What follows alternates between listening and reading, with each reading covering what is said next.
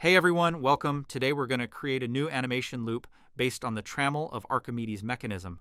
To follow along, make sure you have the basics of modeling and animation in Blender. Let's jump right into it. First, delete everything, then press Shift-A to add a cylinder. Set it to 100 vertices and depth to 0.2. Open the Overlays menu, right-click on Wireframe, and choose Quick Favorites. This way you can turn on Wireframe quickly using Q. Switch to Edit mode, press Ctrl-R and add a loop in the middle. Go back to Object mode, add a cube, and set the size to 0.3. Then jump into Edit mode and start editing it like this. Now press GZ and move it above the loop cut. It's really important that it stays above the loop line. Then press Shift-D RZ90 to make a second copy. Select the cylinder, go to Modifiers, and add a Boolean. Shift-D to duplicate the Boolean modifier.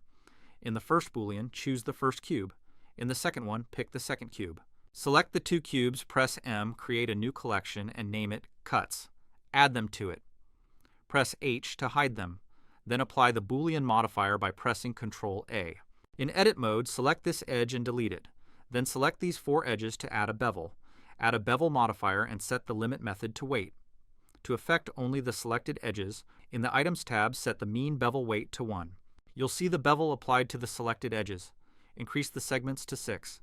Now add a cube and set the size to 0.05.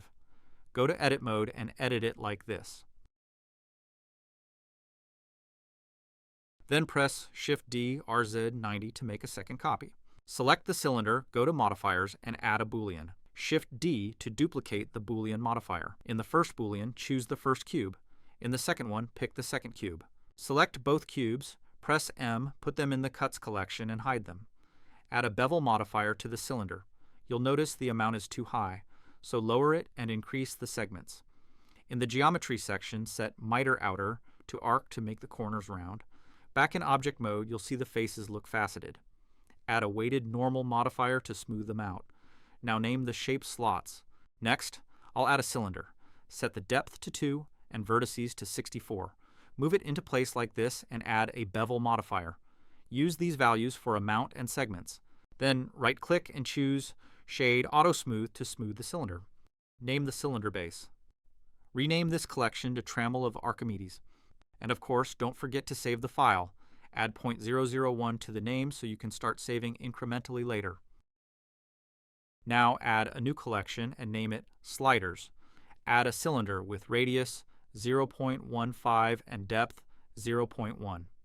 From the front view, move it up on the Z like this.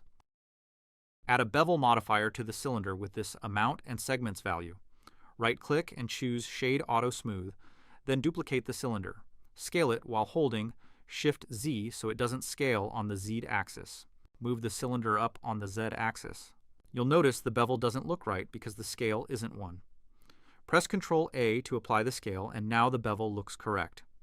Parent the small cylinder to the big one. Switch to top view and duplicate both shapes together. Move them on the x-axis by 0.85. Now I want to make the part that connects the two cylinders. Go into Edit mode on the first cylinder. Select this face and duplicate it. Press P and choose Separate by Selection. Do the same for the second cylinder. Select the faces we separated and press / to enter Local View. First, set the origin of each object to its geometry. Select one shape. Then press Shift-S and choose Cursor to Selected to move the 3D cursor to its center. Add an empty and make its radius smaller. Switch to top view. Now I want to join the shapes, but before that I need to make sure the origin is at this spot for correct rotation later. So, select this shape, then select the shape where we want the origin and press Ctrl-J. In Edit mode, select all vertices of this shape and scale them to 0.7. Then I will delete these vertices and these ones too. Next, I will connect these two vertices by pressing F and also these two vertices. Now press A to select all vertices and press F to fill the shape. Add a Solidify modifier and move it before the bevel modifier. Set it to these values. Then right-click and choose Shade Auto Smooth. Exit Local View and select the shape we created, then parent it to this cylinder. Delete the cylinder in the middle. Select the empty. Then Shift-select the cylinder and parent them with Ctrl-P. Name the objects. Press the numpad period key to focus on the selected shape in the outliner. Then go to the filter and uncheck Object Contents to make it easier to view and organize objects in the outliner. Also name this cylinder. And of course, don't forget the magic shortcut, Ctrl-S to save. And of course, don't forget the magic shortcut, Ctrl-Alt-S to save incrementally. Great! Now I'll make the wavy cylinder. First, select this cylinder, press Shift-S and choose Cursor to Selected. Shift-A and add a circle with 16 vertices. Make sure it's an even number and set the radius to 0.15. Enter Local View, then switch to Edit Mode. From the top view, select two opposite vertices along one of the axes. Enable Proportional Editing. Press GZ to move the two vertices upward. Use the scroll wheel to reduce the proportional influence until you get this arc shape. Turn off Proportional Editing. You'll notice the shape looks circular from the top view and like an arc from the front view. And that's exactly what we want. Now in Edge Select mode, select this edge and this one, then press F to fill between them. Then select this edge, press F, and this edge, press F, and keep repeating F until the whole shape is filled. Now in Vertex Select mode, select this vertex and this one, then press J to connect them. In Face Select mode, select this face, then Ctrl plus Shift and select the other, or just press A to select all. Then press I to inset, making sure the edges match each other. Now in Vertex Select mode, press A to select all vertices, then press M and choose Merge by Distance. Adjust the value until it shows that two vertices were removed at the bottom here. I'll check the merged vertices here. Of course, I'll make sure Proportional Editing is turned off. Great! I'll select this outer edge loop, go to any viewport, press E to extrude, and drag down along the Z axis. Enter X-ray mode with Alt-Z, select all these bottom vertices, then press SZ0 to align them. Press F to fill the selected bottom part. Add a bevel modifier with amount 0.015 and 6 segments. I'll switch to wireframe to get a better look at the object. Press Ctrl-2 to add subdivision, then right-click and choose Shade Auto Smooth to smooth the surface. Now I'll select this face, then Ctrl-Shift to select this one. Press Shift-D to duplicate, then P to separate the selection. I'll name it Wave, and the cylinder will be Wavy Cylinder. I'll select the Wave part and add a Solidify modifier. Move it to the top of the stack, enable Even Thickness, and activate Bevel and Subdivision. You'll notice one of the corners looks sharp. To fix this, I'll delete the Bevel modifier and apply the Solidify. In Edit mode, I'll add one edge loop here. Now enable Subdivision and the problem is fixed. It looks the way I want. Now I'll parent this wavy object with the wavy cylinder, then exit Local View. I'll move the wavy cylinder up like this. I'll scale it down on the Z axis to make it shorter. Looks better now. I'll parent it with the slider object. You can improve the viewport by enabling cavity from overlays. Alright, time to start modeling the hanging bulb, starting by adding a sphere and keeping the default values. Next, I'll scale it to this size and turn on X-ray. In Edit mode, I'm selecting all these vertices and deleting them. After that, I'll pick this vertex, enable Proportional Editing, go to Front View, and turn on X-ray to see while editing. Then I'll move the vertex down along the Z axis to get the shape. Adding a subdivision to smooth it, then turning on Shade Auto Smooth. Temporarily turning off subdivision, then selecting this center vertex and beveling it using Ctrl-B, then V, deleting the face that comes from that bevel. Next, I'll add a Solidify modifier and tweak the settings until it looks good. Pressing forward / to enter Local View so I can work on the rest of the lamp separately. I'll temporarily turn off the modifier, then in Edge mode, I'll select this loop, press Shift-S and choose Cursor to Selected. Dropping in a cylinder with 8 vertices, radius set to 0.05, depth to 1.5, and the cap fill type set to nothing. Lifting the cylinder up on the Z-axis like this. Then press Ctrl-2 to make it smooth, turning the modifier for the lampshade back on now, just making a small adjustment to the cylinder's position. Dropping a cylinder with these values to create the part that connects the shade to the cable. Alt-Z to switch to X-ray and see the cylinder, then GZ to lift it up. In Edit mode, selecting this loop, pressing F to fill, and scaling the bottom vertices of the cylinder like this, making sure proportional editing is turned off. And I'll move the selected vertices up a little. I can turn on wireframe to see better how they overlap. I'll temporarily turn off the subdivision on the shade to see the result. Pressing N to check the scale. Now in edit mode, I'll select this edge loop, bevel it, and increase the number of segments a bit. Adding a subdivision modifier, then right-clicking to shade smooth, I'll turn the subdivision for the shade back on. And here's the result. All good. I'll move this object down a bit. I'll also right-click the cable and apply Shade Auto Smooth. Great. Now I'll select this edge loop, but first I'll turn off the subdivision temporarily. Shift S, then cursor to selected. I'll add an empty here and scale it down like this. Now I'll add a sphere here as the bulb, but first I want to place the cursor in the center of the lampshade here. Now Shift A to add a sphere with these values, and we can adjust the sphere's scale if needed. And I'll place it so it doesn't intersect with the shade. For a cleaner look, I'll right-click and pick Shade Auto Smooth. Name it Bulb Big, make a copy, scale the copy smaller, and name it Bulb Small. Then select all parts of the hanging lamp and put them in a collection named Pendulum. I will parent the small bulb to the big bulb and continue like this for all objects.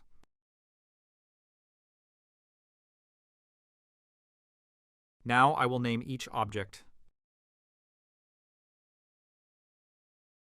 Great. I'll exit local view and check everything. I feel the bulb needs some size adjustment, so I'll scale it up a bit.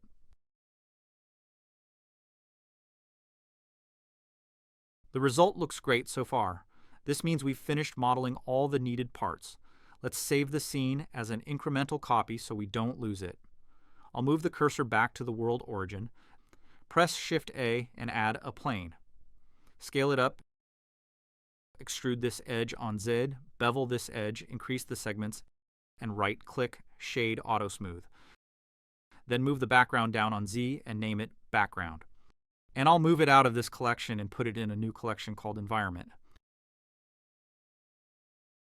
Now I'll hide the Environment and Pendulum collections and switch to Top View to start connecting the sliders to the arm so we can begin the animation. I'll select the arm, and from the constraints I'll add a track 2. I'll set the target and choose the empty. But you'll notice the arm moves or flips because the object's orientation doesn't match the constraint's axis. I'll set the track axis to X and the up axis to Z. And just like that, the connection is done. We can test the movement now. Looks great. I'll start the animation, but first hide the wavy cylinder. Then switch to Top View and select this slider. Before adding the first keyframe, I'll make sure the frame rate is 30 FPS and the animation starts at frame 0 and ends at frame 120. I'll make sure I'm at frame 0, set the Y value to 0.85. At frame 60, set Y to negative 0.85, then copy the first keyframe and paste it on frame 120. Select all keyframes and press T to make sure they are Bezier. Nice. Now I'll do the same with the second slider.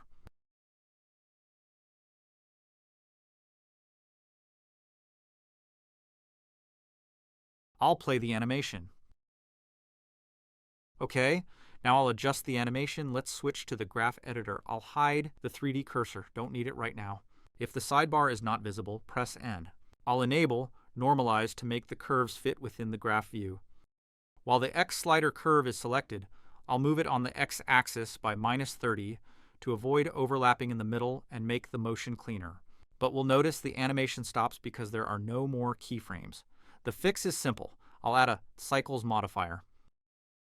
I'll play the animation. Looks great, but if you look closely, the arm shifts out of place a bit. Here's a simple trick to fix it without any complications. I'll go into edit mode for the slider. Select the face, make sure I'm at frame 30, and make an inset to the selected face like this to follow the animation more easily. Now select both sliders to show their curves, and around frame 105, at this point here, I'll press Shift-Z to view the wireframe of the objects. I'll set the pivot point to individual centers, select all the keyframes in the graph, Press S and slowly scale them until the edge of the inset face lines up with the end of the arm. Press spacebar to play the animation. Very nice, the animation looks better now. I'll go to Perspective View and press Alt-H to unhide the wavy cylinder we hid before. Let's watch the animation again. Great, everything is just how we want it. Now I'll unhide the background. And I'll add a new collection and name it Camera. Now I'll press Shift-A and add a camera to the scene. I'll move the camera back a bit on the Y-axis. Then press Ctrl Alt Numpad 0 to snap the view to the camera. To move inside the camera view, I'll click this lock icon. I'll find a good angle for the camera, but before that, I'll select the camera and set the focal length to 350. I'll find a good angle, but before continuing, I'll set the resolution to 1080 by 1080 to get a square format. I'll go back and adjust the camera to a better angle. From the View menu, Camera, I'll choose Frame Camera Bounds. It shows the exact area the camera will render. I'll unhide the pendulum to start animating it. Make sure you're on the first frame, then select Pendulum Rotation, set the Y-axis to 35, and add a keyframe. At frame 60, I'll add a keyframe at -35. At frame 120, I'll copy the first keyframe and paste it there. Now I'll start adjusting the animation and the curve and make sure the bulb doesn't intersect with the wavy cylinder during the motion.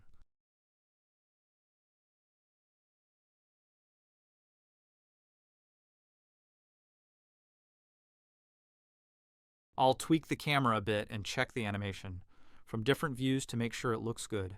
I'll keep adjusting until I get the result I want.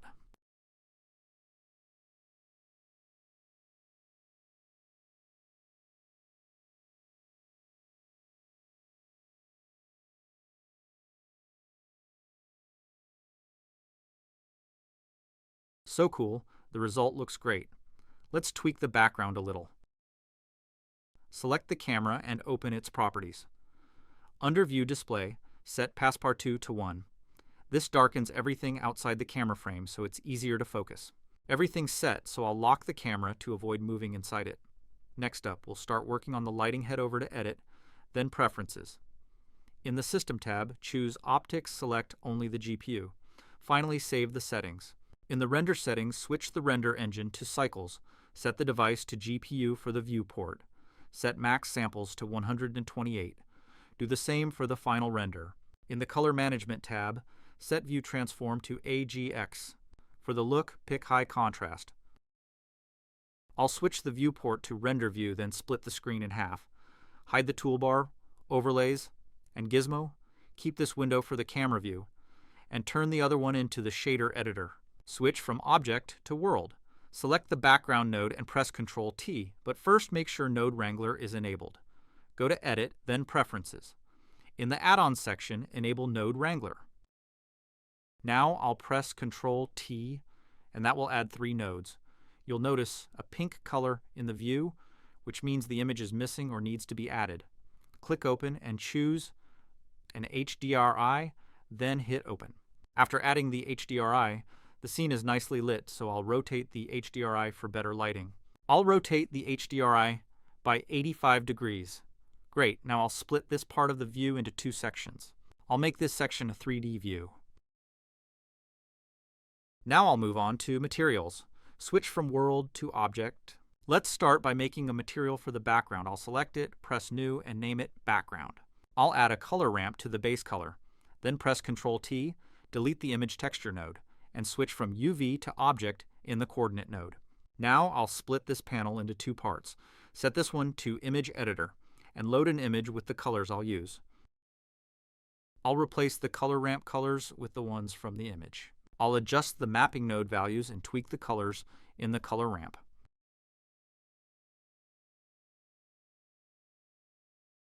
And I'll set the roughness value to 1, and that gives us a nice material for the background. Now let's make a material for the base object. Select it, click New, and name it Base. As usual, I'll start by adding a color ramp and connect it to the base color. Flip the 2 colors and push the black slider to the left. I'll pick this color and tweak it a bit. Then connect the color ramp to a noise texture. Press Ctrl T to add the mapping node, and switch from generated to object. I'll adjust the noise, texture values, the mapping node, and the color ramp until I get this result.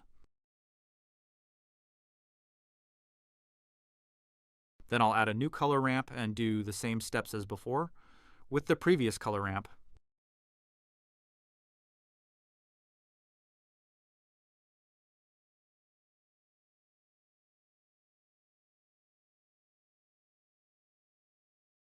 I'll adjust the noise texture values.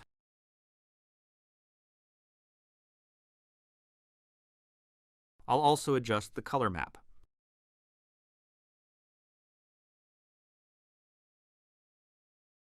I'll set the mapping node scale to 0.5.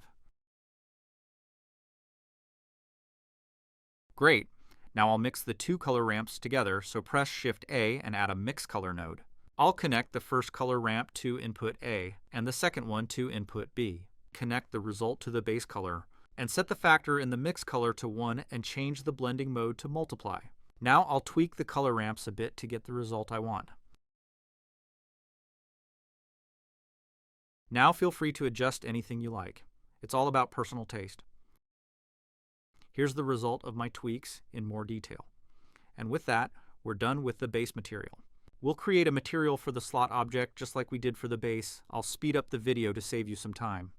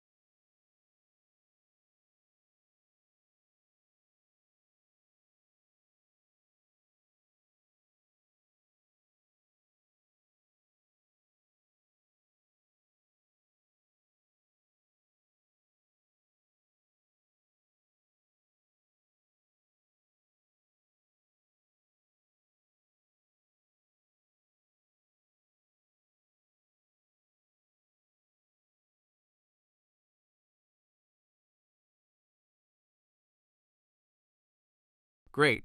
We finished making the slot material. Here's a closer look at the nodes and the values I used. Okay, I'll continue with the rest of the materials. I'll select the lamp cover, then click New and name it Orange. I'll change the base color to orange and pick it from the image. As usual, I'll add a color ramp and connect it to the roughness, then link it to a noise texture and press Ctrl T to add the mapping node. I'll switch it from generated to object. I'll adjust the node values as I see fit and check the result.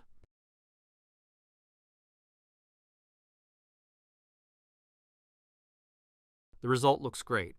Now I'll select all the objects that will share the same color. Then select the one with the material last, and press Ctrl L, then choose Link Material. I'll apply the same material to this part and the cable too. I'll select these two objects and give them the same slot material. Great! Now we'll work on the bulb material. Select the bulb and add a solidify modifier. Press Alt-Z to see its thickness. Then create a new material. Delete the principal BSDF. then add a glass BSDF instead. Set the roughness to 0.1, or I connect roughness to a noise texture and a color ramp. I'll adjust their values and check the result. Great. While the noise texture is selected, I'll press Ctrl-T to add the mapping node and switch it from generated to object. I'll tweak the nodes until I get a result that I'm happy with. I'll press Ctrl-B to select a render region instead of rendering the whole scene. I finished the glass material and now I'll make the inside part material. I'll select it, create a new material named bulb, delete the principal BSDF and add an emission node. I'll set the emission strength to 2 and check the result. Then add a blackbody node for the color and set its value to 5600. I'll press Ctrl-Alt-B to exit the render region mode to see the full scene and how the lighting affects it. I'll lower the emission strength to 0.5. Now, while the small bulb is selected, I'll move the 3D cursor to its center, then add an area light. In the light settings, I'll change the shape to disk. Then I'll select the light, then the big bulb, and press Ctrl-C. To make this shortcut work, I'll go to Edit, Preferences, and in the Add-ons section, enable Copy Attributes. Now I'll press the shortcut and choose Copy Rotation. This way, the light follows the bulb's direction. Make sure the light is selected first, then the bulb, and parent them together. I'll tweak the light settings and set the spread to 90. Then check the result. I'll scale down the light and move it up using Z's to follow the view axis. From the side view, I'll make sure the light doesn't go outside the shade. Then I'll preview the light while animating. It looks too strong, so I'll lower the power to 5. The result looks pretty good, but I'll lower the power to 2 to get a softer light. Nice, I really like how it looks. Now I'll close all the windows and keep only the camera view. Now I'll make some overall adjustments to the scene. You can follow along and do the same if you like.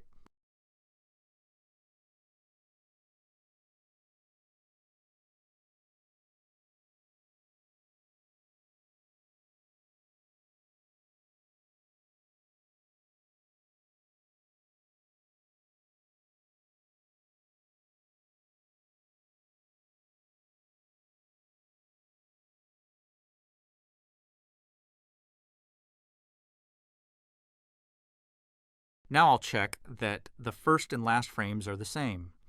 The result is excellent. One last step before rendering. We'll delete a frame from the animation so there is no repetition between the first and last frames. This way the animation feels smooth without a pause. Choose the render output folder and set the file name. Then press Accept. Choose the file format PNG, set color to RGB because I don't have alpha, and set color depth to 16 for better color quality and smoother gradients. Now you can make any changes or other adjustments before the final render if you want when you come back to the file. The next day, you might look at it with fresh eyes and notice things or changes you didn't see before. Here's one last tip. Before rendering, it's better to switch the 3D view to solid view. This will make rendering faster and smoother. Now go to Render and choose Render Animation or use the shortcut Ctrl F12 when the render finishes for all frames. You can combine them inside Blender or use a program like After Effects. I already explained how to do this in previous animation loop lessons on our channel Motion Design School. You can watch them. Thanks for watching the video till the end. I hope the lesson was helpful. See you in a new lesson. Bye.